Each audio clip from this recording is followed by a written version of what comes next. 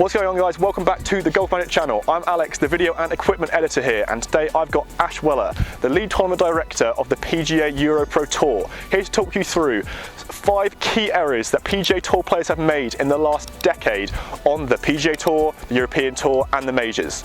Let's get right into it. So first up, we have Dustin Johnson in 2010. I'm sure you've heard about this, but at Whistling Straits, Dustin Johnson on the 18th hole hit his shot slightly right into a native area. He then finished off the hole and thought he was in a playoff to try and win his first major championship. However, a rules official told him that on his second shot, he grounded his club in what was a bunker. Now, it wasn't very clear that it was a bunker, but grounding the club means he had a penalty. Now, Ash, what can you tell me about this as to what he went wrong here? Well, Alex, so a bunker is usually a prepared area of sand, clear as day that they are bunkers. However, at Whistling Straits, they had a number of waste areas, sandy waste areas. The rules committee posted notices everywhere, locker room, briefed all the players, briefed all the caddies that these sandy waste areas were to be classed as bunkers. Somehow, whether it's heat of the moment or whatever it was, Dustin, he just had a bit of a brain fart, to be honest. He didn't realise that he was actually technically in a bunker, grounded his club behind the ball, penalty ensued. Harsh, but they were clearly informed during the week that that was the case. It seems harsh, but as you said, if they are informed pre-tournament, it seems as something that maybe DJ's forgotten in the heat of the moment, as you said. For us amateur golfers, I'm trying to think, there's never really any sort of circumstance we're going to have with that, are we? Because I feel like, especially in the UK here, especially in the south of England, we play courses that have very marked out bunkers. We're currently at Hever Castle right now, and the bunkers that we have are very clear to be marked out. Perhaps in the States, Whistling Straits, there may be native areas that you think of that aren't bunkers, but in this instance they're going to be. What advice would you give to amateur golfers, if applicable, just to make sure that they're not going to get into a situation like Dustin Johnson? A bunker is a bunker. Like you say, Alex, quite correctly, the bunkers in this country are generally very well defined. We've got one just here, greenside, it's clearly a bunker. The rules have been relaxed somewhat as to the actions you can take in a bunker. You can now move loose impediments, you can ground your club away from the ball. If you're taking a practice swish and you contact the sand, that's not deemed a penalty anymore, but around the ball, don't improve your lie, don't ground the club behind the ball, play it as it lies. So next up, we have Jon Rahm at the Memorial Tournament in 2020 at Jack's Place. Now, it's very recent and it came under some scrutiny because Jon Rahm was in first place, miles ahead, and he had a shot behind the green, flop shot, let's say, and you saw on camera that he moved his ball completely by accident. It oscillated and did not return to the normal position. Himself, Jon Rahm, he didn't actually pick this up, and he wasn't aware that he was incurring a penalty until he finished his round. Although he did win by, I think it was in between the region of 1 to 3 shots, he was still put on a 2-shot penalty. What came about with this was that he only got this penalty was because he had a high-def slow motion camera put on him because he was in first place. But if there was a player who was in tied 74th, who was 15 over par, who was shooting 85 that day, he's not going to have that high-def slow motion camera on him. So it seems that maybe on the PGA Tour, it's not particularly that fair to have different camera angles and different cameras on certain players who would then incur different penalties. Let me know what you think down in the comments as to this rules ruling, because for me, I think it doesn't seem that each player was treated fairly in this instance, and it could have happened to another player, but it wasn't picked up. On the other hand, I don't think that the PGA Tour and all of these tournaments can have high-def slow-motion cameras on every single player, because that would cost millions and millions of pounds. So let me know down in the comments what you think about this one, as it's very interesting.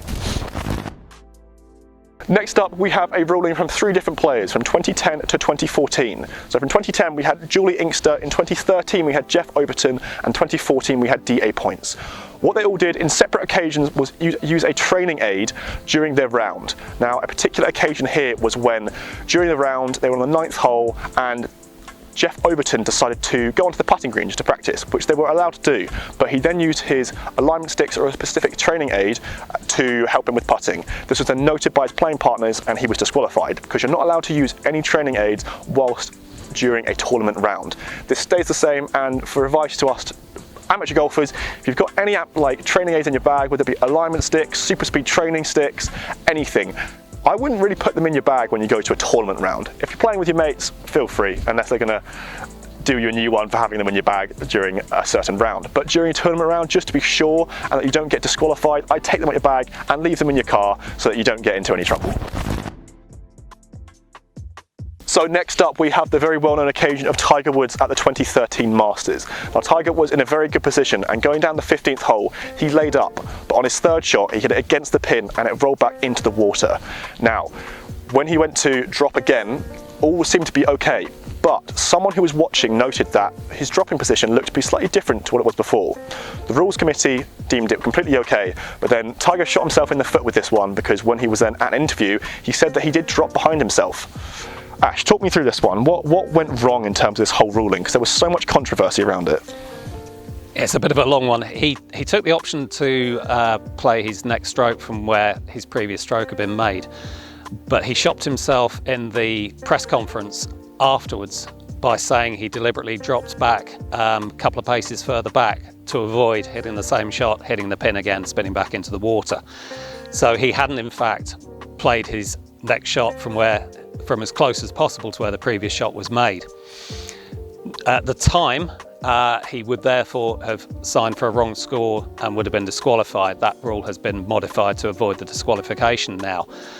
But on the face of it, he signed for, I think it was a 6 when it should have been an 8, and he would therefore have been disqualified. However, the incident had been brought to the notice of the Rules Committee while Tiger Woods was still on the golf course. They reviewed it, deemed no penalty without conferring with Tiger, and they had the opportunity to do that. He hadn't completed his round, he hadn't returned his scorecard.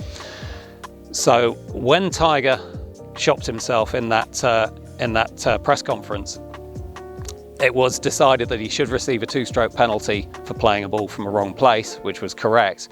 However, the disqualification was overruled. He was reinstated, or it wasn't put through as a disqualification, because the committee made an error in not speaking to Woods after his round and before he returned his scorecard. It was deemed that this was a committee error which could therefore be corrected. So the fact they'd said no penalty was corrected to 2 strokes, and he was not disqualified because he could have been approached and given that 2-shot penalty before he returned his scorecard. So there was a lot of talk about, oh, because it's Tiger, he didn't get disqualified. That's not right. The Rules Committee made an error and they corrected it. So he got the correct 2-stroke penalty, but he was not disqualified. Such an interesting controversy, because essentially it was just a small mistake that the Rules Committee made, but it made so much buzz on social media. And after the tournament, if Tiger had actually made par on that hole, he would have won the tournament overall, which is crazy when you think about it. Such a crazy rules controversy. It's never really going to be applicable to amateur golfers, but what would you recommend in terms of the drop that he did wrong? How can we make sure that we don't get into a situation like he did?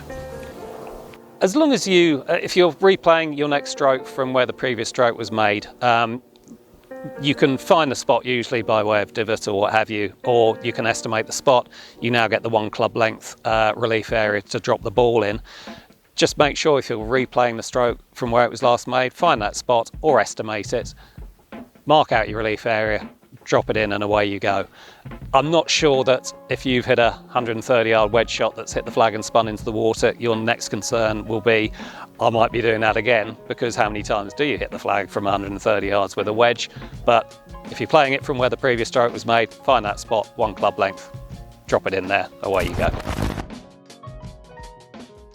Last but very not least is Patrick Reed, very well known in the UK, the US, everywhere for being someone who likes to bend the rules, and this occasion was exactly that. At the 2018 Hero World Championship, Patrick Reed had an occasion where he was in a native area, but this had some sand in it.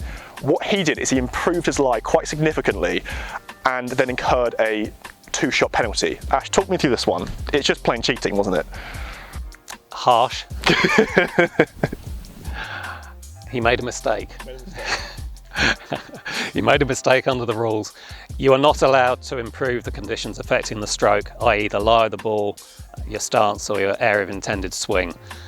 What he did, he took his sand iron, it's in the waist area, sandy waist area, So he's allowed to ground the club behind the ball because it's not a bunker, but in moving the club back away from the ball, taking some practice swings or some practice back swings, he was moving sand from behind the ball. This was deemed to be improving the area of his intended swing, and he correctly got a 2-shot penalty for it. It's crazy on my behalf and someone who watches golf quite a lot that you wouldn't think that we're not going to throw any shade at him. It could just be a simple accident, but for someone who could see every single grain by the cameras that they use nowadays, it was a large chunk that was moved. And if it was a mistake, fair enough, but from watching it on cameras, it seems rather deliberate. Either way, for us amateur golfers, as Ash said, just make sure that you can't improve your lie at all, whether it be in the bunker, in the fairway, in the rough. It all applies to the same, doesn't it? Yes, it does. Yeah, absolutely. And again, going back to the accidental movement of a ball, we've covered the accidental movement of a ball on the putting green incurs no penalty. That's only on the putting green. In the general area, or off away from the putting green, in a penalty area, in the rough, if you accidentally move your ball in those areas, it's a 1-stroke penalty and you must replace the ball, so be careful. Perfect.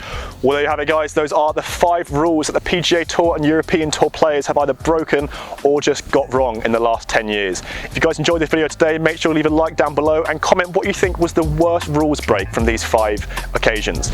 If you guys are new around here, make sure you hit the subscribe button down below to keep up to date with all our equipment news, tour news, challenges, rules articles and much more. Ash, thank you very much for joining me today at Hever Castle Golf Club. If you haven't checked out other rules videos, make sure you click down below, click on our videos and just get to know all of the things about GolfMagic. I'll see you guys on the next video.